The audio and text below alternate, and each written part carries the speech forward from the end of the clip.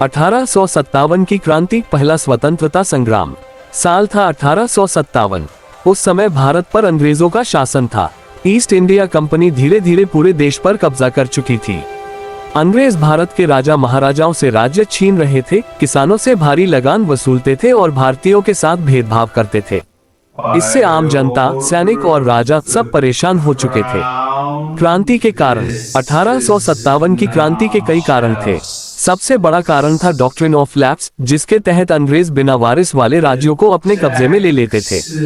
झांसी, अवध और सतारा जैसे राज्य इसी वजह से छीने गए। दूसरा कारण था आर्थिक शोषण। किसानों से ज्यादा टैक्स लिया जाता था, कारीगरों का काम खत्म हो गया और भारतीय उद्योग बर्बाद हो गए। धार्मिक कारण भी थे। अंग्रेज भारतीयों की धार्मिक भावनाओं का सम्मान नहीं करते थे।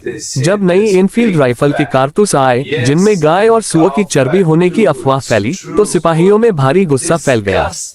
क्रांति की शुरुआत 29 मार्च 1857 को मंगल पांडे ने बैरकपुर में की। उन्होंने अंग्रेज अफसरों के खिलाफ आवाज उठाई। बाद में उन्हें फांसी दे दी गई, लेकिन उनकी चिंगारी पूरे देश में फैल गई। 10 मई 1857 को मेरठ में सिपाहियों ने खुला विद्रोह कर दिया और दिल्ली पहुंचकर बहादुर शाह जफर को भारत का सम्राट घोषित कर दिया।